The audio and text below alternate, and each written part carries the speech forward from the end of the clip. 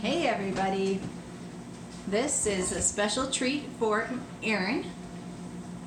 Today, I'm celebrating a holiday weekend and doing some really good self-care. I went out to the store yesterday and I bought some peaches. I've been having dreams about eating peaches lately. So I got some peaches. I'm going to make a peach pie today. And the reason that my friend really wanted me to record making a pie and why this is something that I'm playing around with is actually a conversation around what is worship or what is church. What does that look like? And I've been telling my kids when we skip our kind of formal institutional church that worship is something that is completely life-giving, an activity that just lights you up. And so we've been doing family church this summer where we take turns picking something that feels completely life-giving and doing it all together with one another. It was more successful, honestly, last summer than this summer for whatever reason. But there are a couple of different reasons why today making peach pie is worship. So, for one, Peach pie is awesome. peach pie is awesome. And as a practice of gratitude, recognizing the delights of summer, and in particular of peaches, and weather cool enough to turn the oven on for pie, that is amazing by itself. That peaches exist is amazing. It's a wonderful thing to give thanks for. That's fantastic. And in particular, other than the general gratitude of being alive and getting to participate and create this wonderful, wonderful life we all get to play with.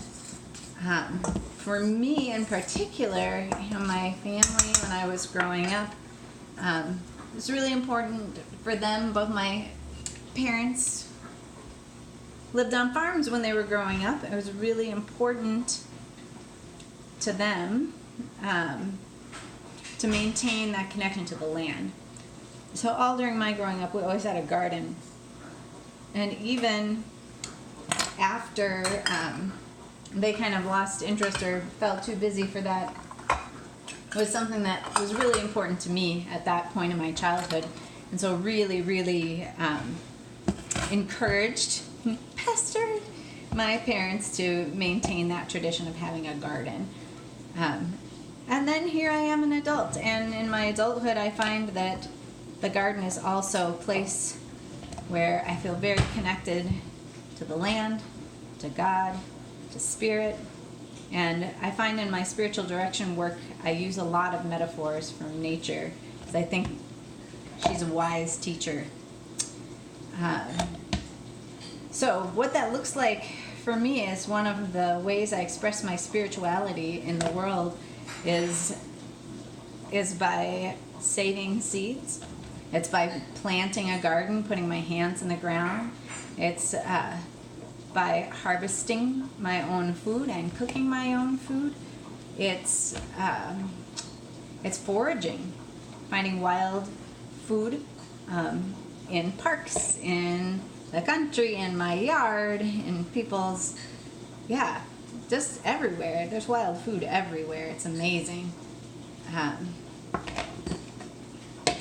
So that to me is just such an honoring of creation.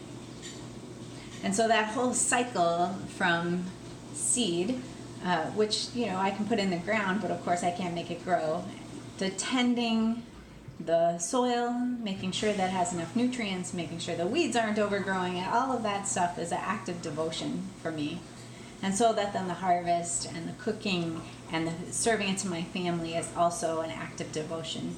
And even when we are done with the meal, part of my lifestyle is to use the commercial composting system that I and a group of neighborhood volunteers helped to set up here in St. Paul.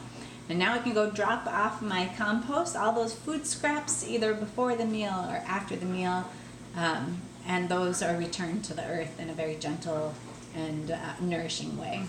So, that is such a deep part of my spirituality. Cooking, just the daily act of that feels like the order, they call it the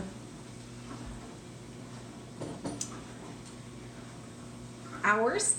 I was raised Protestant, so the Catholics and especially in convents, they have a liturgy of the hours where every day there's at morning you do a certain service in the morning, and then in the afternoon, and then in the evening, and so for me, cooking for my family and creating meals and work around growing that, preparing that, serving that, cleaning up after that, done with devotion is a wonderful spiritual practice.